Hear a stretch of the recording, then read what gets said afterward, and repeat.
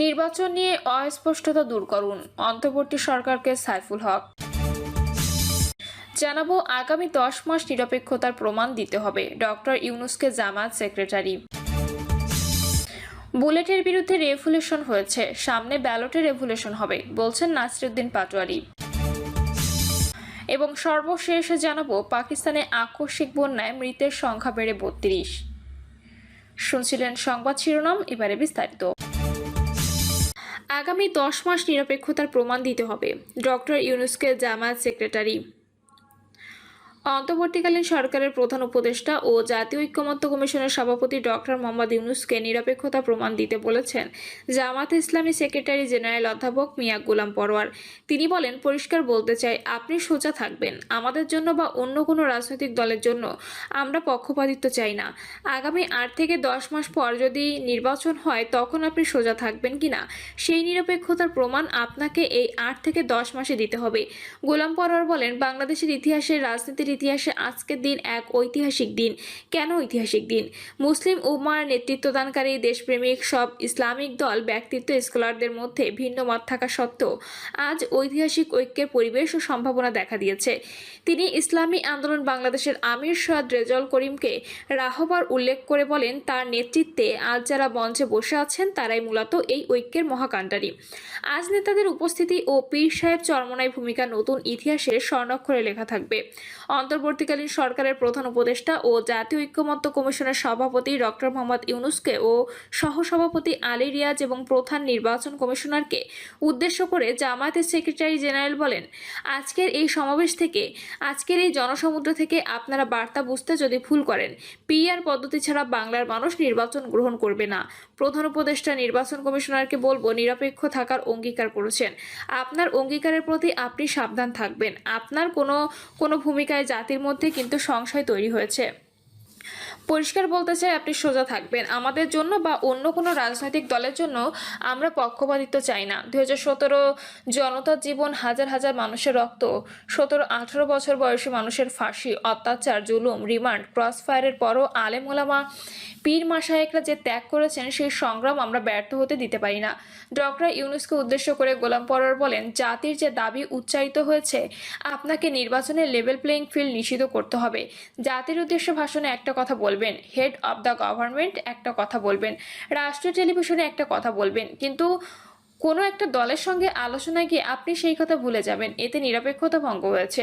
আমরা বারবার বলছি, আপনি সোজা থাকুন। রাজনৈতিক সংলাপে আপনি ভুল করেননি, বৈঠক করার অধিকার সবার আছে, কিন্তু এক জায়গায় কথা বলে কেন আপনি মত পরিবর্তন করবেন? আপনাকে জাতির সামনে আসতে হবে।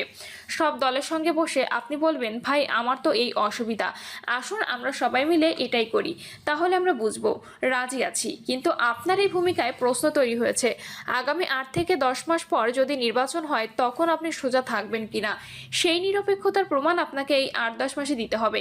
তিনি বলেন, আপনাকে নির্বাচনের আগে যে শর্ত, মানবতা বিরোধী গণহত্যাকারীদের দ্রুত দৃশ্যমান বিচার করতে হবে।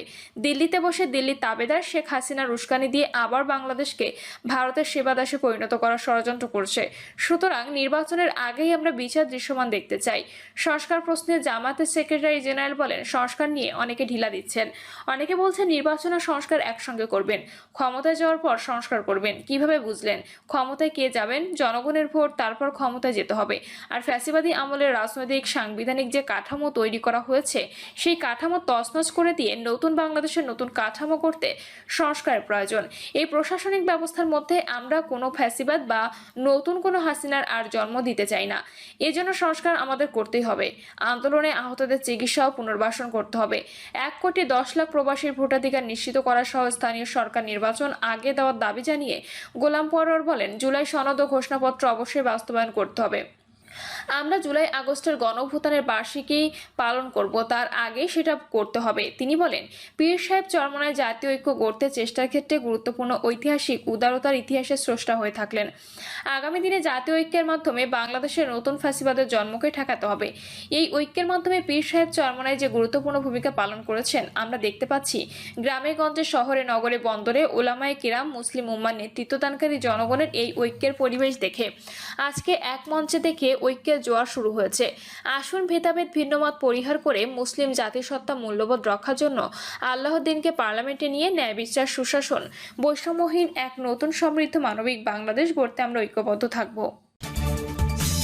বুলেটের বিরুদ্ধে রেভুলেশন হয়েছে, সামনে ব্যালটে রেভুলেশন হবে, বলছেন নাসিরুদ্দিন পাটোয়ারি।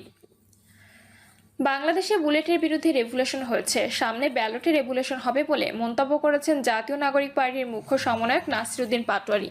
নাসিরুদ্দিন পাটোয়ারি বলেন, বাংলাদেশ বুলেটে রেভুলেশন হয়েছে, সামনে ব্যালটে রেভুলেশন হবে, কোনো শক্তি তা বাধাগ্রস্ত করতে পারবে না। আমরা জয়ী হব।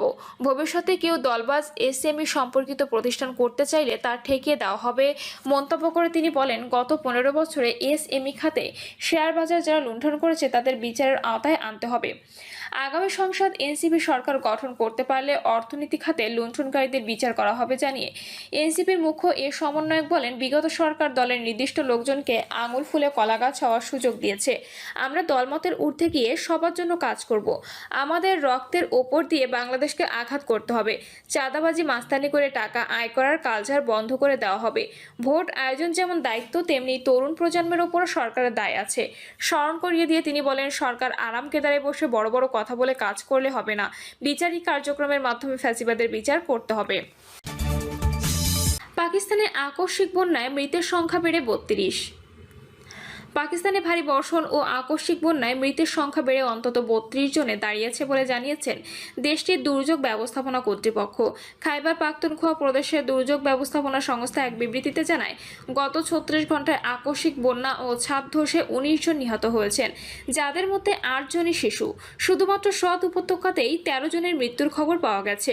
পূর্বাঞ্চলীয় পাঞ্জাব প্রদেশে থেকে অন্তত 13 জন নিহত হয়েছেন বলে জানিয়েছেন সেখানকার দুর্যোগ ব্যবস্থাপনা কর্তৃপক্ষ। নিহতদের মধ্যে 8 শিশু ভারী বৃষ্টির সময় দেয়াল ও ছাদ ধসে পড়ে প্রাণ হারায়।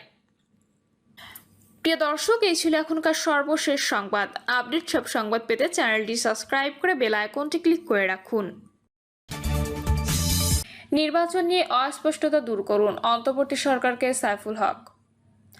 অবিলম্বে জাতীয় নির্বাচন নিয়ে যাবতীয় অস্পষ্টতা দূর করতে অন্তর্বর্তী সরকারের প্রতি আহ্বান জানিয়েছেন বিপ্লবী ওয়ার্কার্স পার্টির সাধারণ সম্পাদক সাইফুল হক। আশা ব্যক্ত করে তিনি বলেন, প্রধান উপদেষ্টার সঙ্গে প্রধান নির্বাচন কমিশনারের দ্বিপাক্ষিক বৈঠকের পর আগামী বছরের মধ্য ফেব্রুয়ারিতে সম্ভাব্য জাতীয় নির্বাচন সম্পর্কে সব বিভ্রান্তির অবসান ঘটবে।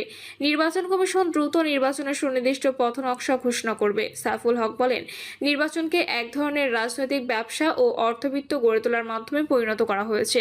এই অবস্থায় পরিবর্তন করতে হলে সংসদ সদস্য নির্বাচিত হওয়াকে অলাভজনক করতে হবে। অবাধ ও নিরপেক্ষ নির্বাচন নিশ্চিত করতে বিদ্যমান নির্বাচন ব্যবস্থার খোলনলচে পাল্টাতে হবে। তিনি বলেন, যেসব কারণে অন্তর্বর্তী সরকার বিতর্কিত হয়ে পড়েছে তাদের উচিত সেসব ইস্যু থেকে বেরিয়ে আসা। বিদ্যমান সংকট উত্তরণে সরকারকে দল নিরপেক্ষ বৈশিষ্ট্য নিশ্চিত করতে হবে। চট্টগ্রাম বন্দর ব্যবস্থাপনা বিদেশি কোম্পানির তত্ত্বাবধানে দেওয়ার মতো জাতীয় স্বার্থ ও জাতীয় নিরাপত্তা ঝুঁকি সৃষ্টিকারী সব তৎপরতা থেকে সরে আসার জন্য সরকারের প্রতি আহ্বান জানান সাইফুল হক। সভায় জুলাই আগস্ট গণ অভ্যুত্থানের প্রথম বর্ষপূর্তিতে বিপ্লবী ওয়ার্কার্স পার্টির মাসব্যাপী কর্মসূচি চূড়ান্ত করা হয়।